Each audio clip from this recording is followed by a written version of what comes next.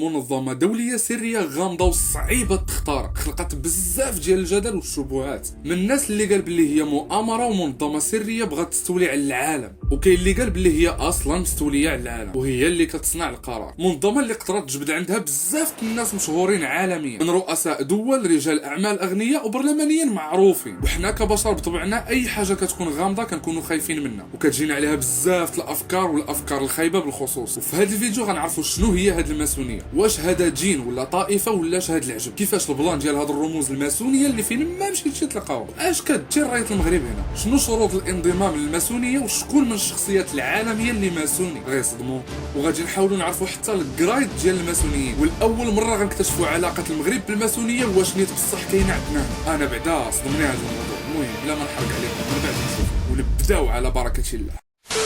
كيعرف كبير المؤرخين الماسونيين ارتوريو دي اوريوس ان هذه الماسونيه هي واحد الاخويه فكريه كتشارك افكارها مع بعضياتها، هدفها توحد البشر وتجمعهم على واحد الرابطه مشتركه بيناتهم باش يخدموا في صالح المجتمع. هذا الشيء باش كيعرفوا راسهم هما، ولكن ناس اخرين تيقولوا باللي هي منظمه صهيونيه هدفها تحكم العالم وتسيطر عليه. الماسونيه هي كلمه فرنسيه خداوها من كلمه ماسون واللي كتعني البناء، يعني الماسونيين كيعتبروا راسهم بناؤون احرار، فريم ماسون. تاريخ فاش نشات الماسونيه ما معروفش، ولكن بعد دراسة الكتب والمؤلفات والرموز كيتبين باللي هذه الماسونية تنشأت في العصور الوسطى، يعني ديك المدة الزمنية اللي بين القرن 5 والقرن 15. واللي كيأكد هذا الشيء انه في 1717 غيتأسس محفل لندن الاكبر اللي كيتعتبر اقدم واول محفل في العالم. هذه الماسونية قديمة نيت، موراها تبنوا بزاف ديال المحافل الماسونية في العالم، ولكن اغلبهم ما عندهمش مصداقية. الناس اللي ما عرفوش شنو هو المحفل هو كل مجمع او تنظيم ماسوني، هو ديك البلاصة اللي كيتجمعوا فيها الماسونيين باش يديروا الطقوس ديالهم. بحال بينا نقولوا كاين المسجد عند المسلمين وكاينه الكنيسه عند النصارى وكاين المحفل عند الماسونيين.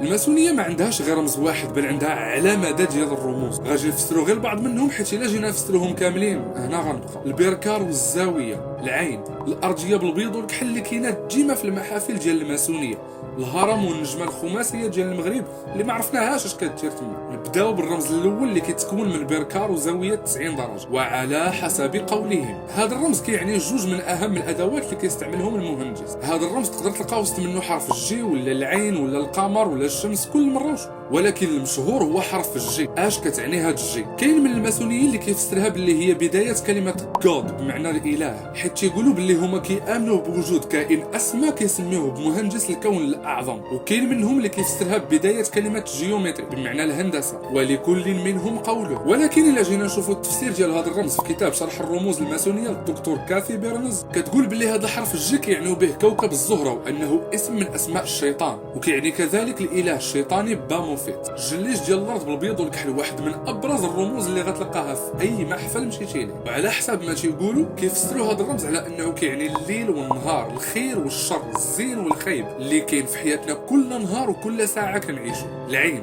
هاد العين اللي كيقولوا باللي راها كترمز للعين التي ترى كل شيء. وتيقول واحد من كبار الماسونيين باللي هما كيامنوا بوجود قوة عظمى اللي كتراقبهم واللي غتحاسبهم من بعد، وهذا الشيء كما قلنا قبل على حسب قولهم. اما عند الباحثين في هذه الحركه فكيفسروها باللي هي ديك العين ديال الشيطان اللي كتبغي تشوف العالم تحت السيطره ديالها، نفس العين اللي غتشوفها في ورقه الدولار الامريكي. الحاجه اللي خلات الناس يقولوا باللي الماسونيه هي اللي كتحكم امريكا بل وكتحكم العالم كامل، وهذا الشيء اللي كيأكدوا الباحث والمؤرخ للمجتمعات السريه الدكتور ريندي شورت، اللي قدر يكتشف بزاف ديال الاسرار على هذه الماسونيه واللي حاولات الماسونيه تستدرجوا ليها باش يولي واحد منهم. تيقول هذا الدكتور باللي هاد الناس كاينين في العالم كامل سواء الغربي او العربي، وقال باللي عندهم نفوذ كبير وكبير بزاف، وهما اللي كيتحكموا كيختاروا شكون اللي غيكون رئيس الولايات المتحده الامريكيه حتى ولو ما يكونش هذا الرئيس ماسوني، بحال دونالد ترامب اللي ما كانش ماسوني ولكن اختاروه باش يكون هو الرئيس، وحيت ما كانش ماسوني بحال الاخرين كانوا عنده بزاف ديال المشاكل. في الدولار غادي نلقاو حتى هذا الهرم اللي كيتعتبر هرم الرتب الماسوني. الهرم الماسوني فيه 3 ديال الطبقات بحال قلتي الكراد ديال الماسونيين، كل طبقه فيها درجات ومجموع هاد الدرجات 33 درجه. الطبقه الاولى كيسميوها بلو لودج يعني المحفل الازرق، وكتكون من 3 ديال الدرجات: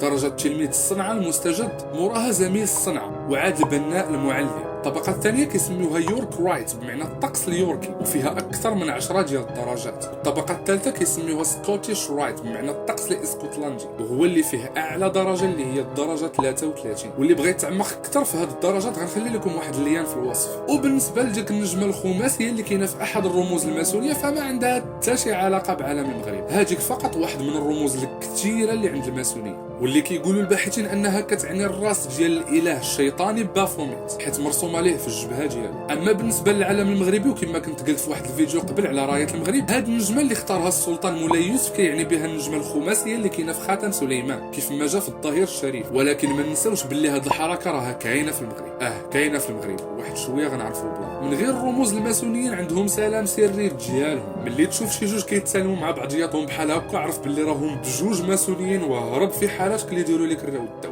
الغريب في الامر ان هاد الماسونيه ما كتحارب حتى دين، بالعكس كما جا على لسانهم هي كترحب باي معتقد واي ديانه في العالم سواء الاسلام اليهود النصارى وحتى البوذيين وغيرهم. بل كيقولوا انهم ما كيهتموش حتى بشكون تكون انت، يعني ممكن يدخل ليها ملك ووزير كيف ما يدخل ليها بقى المتواضع. وخا صراحه هادشي ما بانش ليا حيت اغلبهم شخصيات كاينه الفلوس. الماسونيين عندهم طقوس كيمارسوها في الاجتماعات العاديه ديالهم، كيلبسوا كوستيم وكيديروا هاد اللعيبه في عنقهم وهاد اللعيبه الاخرى حتى هي كيلصقوها عليهم. وواحد الحاجه اللي طارت انتباهي هي هذيك التويشيه اللي كيلبسوها واللي كتشبه للرمز ديال الجيماي. شنو زعما يقدر يكون مول الجيماي الماسوني؟